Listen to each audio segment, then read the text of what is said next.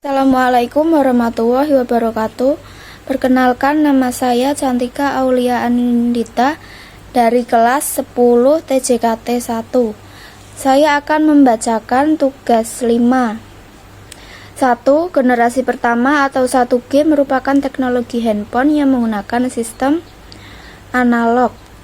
2. Generasi pertama atau 1G ini menggunakan teknik komunikasi yang disebut Frequency Division Multiple Address. 3.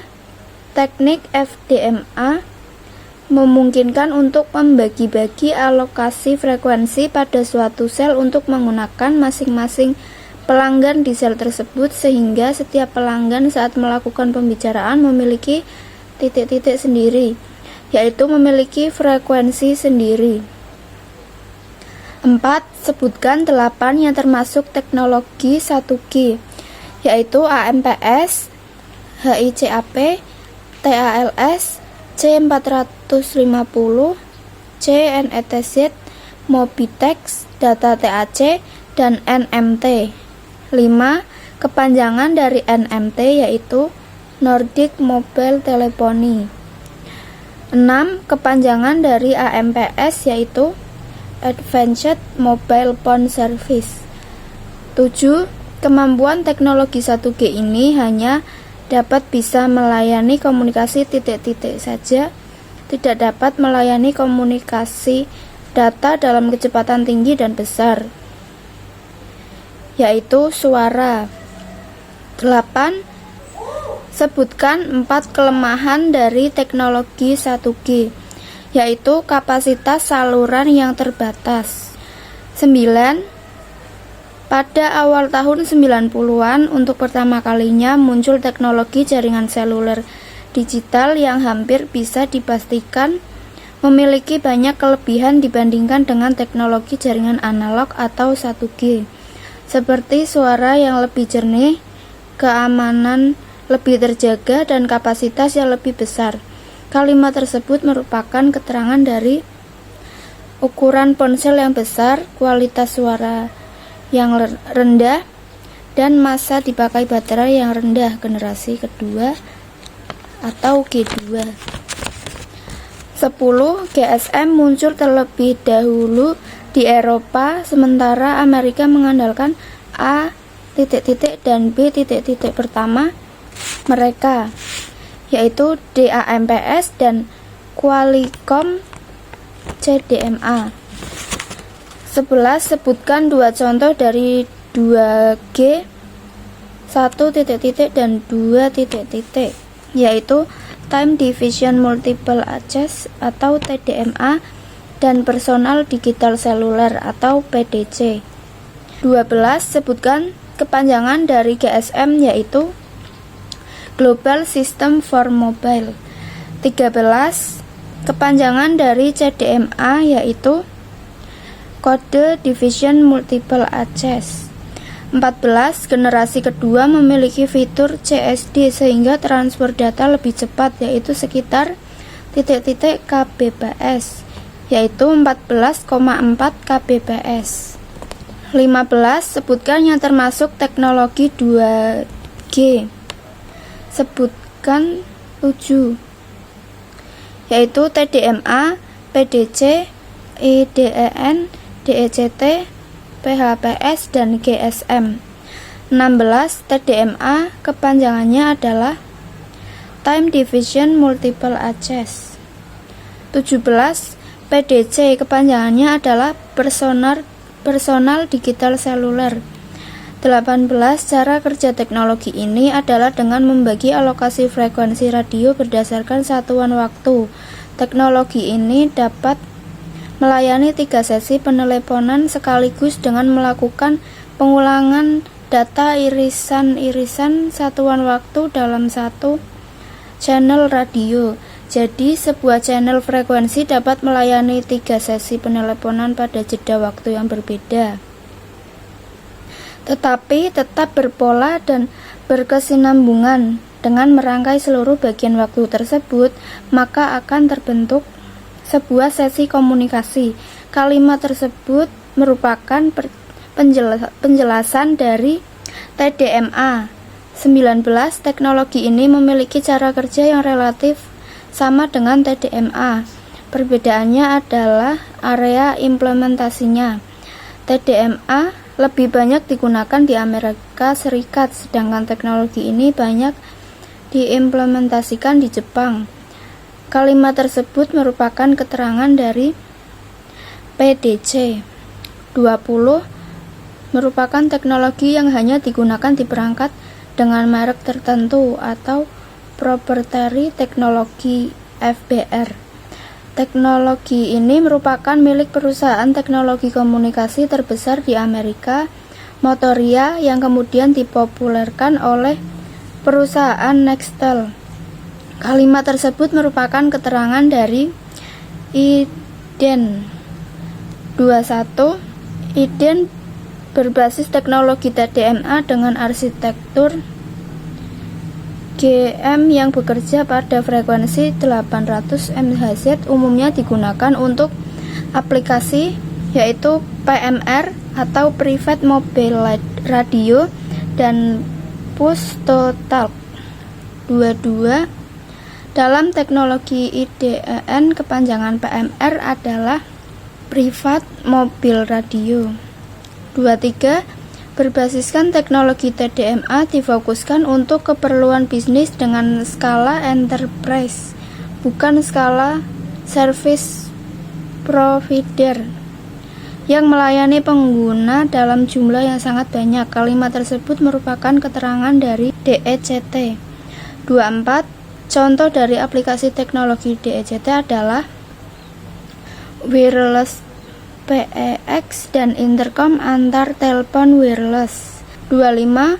Ukuran sel radio yang tidak terlalu besar menyebabkan teknologi ini hanya digunakan dalam rentang yang terbatas.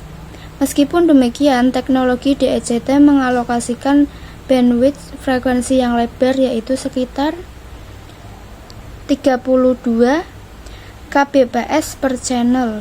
26. Pengalokasian bandwidth frekuensi yang lebar dalam teknologi DECT menghasilkan kualitas suara atau data yang lebih baik dalam format standar, yaitu STK-MUR ISDN. 27. Merupakan teknologi yang dikembangkan dan diimplementasikan di Jepang. Teknologi ini tidak berbeda jauh dari DECT yang juga mengalokasikan 32 kbps channel untuk menjaga kualitasnya. Kalimat tersebut merupakan keterangan dari PHPS. 28. Teknologi PHPS difokuskan untuk kepentingan di dalam lingkungan populasi tinggi sehingga titik-titik area FBR tidak terlalu luas, yaitu coverage. 29. Biasanya teknologi PHPS menempatkan titik-titik di lokasi sekitar area keramaian seperti mal dan perkantoran, yaitu BTS. 30. Berbeda dengan teknologi 2G lainnya karena teknologi ini berbasis kode division multiple access.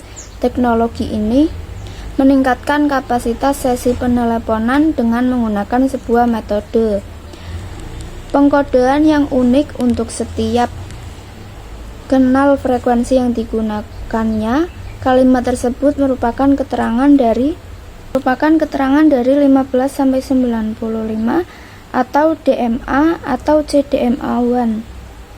31. Frekuensi yang digunakan pada teknologi 15 sampai 95 CDMA atau CDMA1 adalah 800 MHz. 32. Teknologi GSM menggunakan sistem TDMA dengan alokasi kurang lebih sekitar 8 pengguna di dalam satu channel frekuensi sebesar 200 kHz per satuan waktu. Awalnya frekuensi yang digunakan adalah 900 MHz. Pada perkembangannya, frekuensi yang digunakan adalah A.MHz dan B.MHz, yaitu 1800 MHz dan 1900 MHz.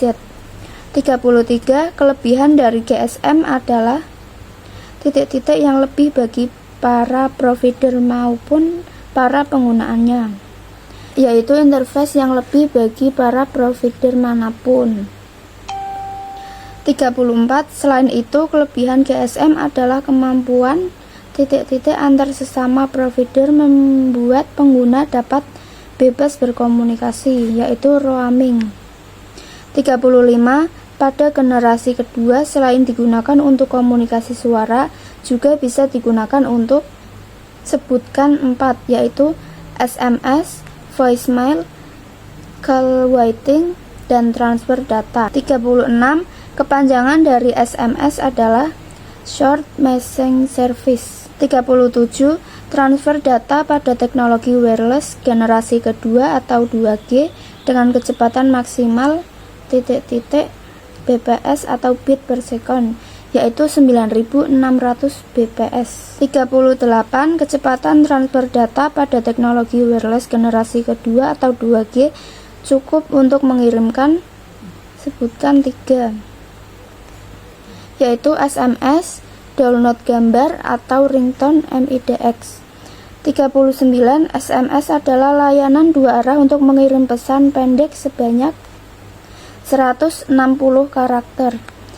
40. Kelebihan 2G dibanding 1G selain layanannya lebih baik, dari segi kapasitas juga lebih besar. Suara yang dihasilkan menjadi lebih jernih karena berbasis digital. Maka sebelumnya dikirim sinyal suara diubah menjadi sinyal digital, yaitu analog. 41. Perubahan dari analog ke digital pada 2G memungkinkan dapat diperbaikinya kerusakan sinyal suara akibat gangguan noise atau frekuensi lain, yaitu interferensi. 42. Kemampuan optimal sistem pada 2G yang ditunjukkan dengan kemampuan kompresi dan coding data digital. Tenaga yang diperlukan untuk sinyal sedikit sehingga dapat menghemat baterai, sehingga handset dapat dipakai lebih lama dan ukuran baterai bisa lebih kecil. 43. Kelemahan teknologi 2G adalah kecepatan masih rendah, yaitu kecepatan transfer data masih rendah. 44. Kelemahan teknologi 2G adalah tidak efisien untuk trafik rendah. 45. Kelemahan teknologi 2G adalah jangkauan yang masih terbatas dan sangat tergantung oleh adanya BTS atau cell tower. Sekian dari saya. Wassalamualaikum warahmatullahi wabarakatuh.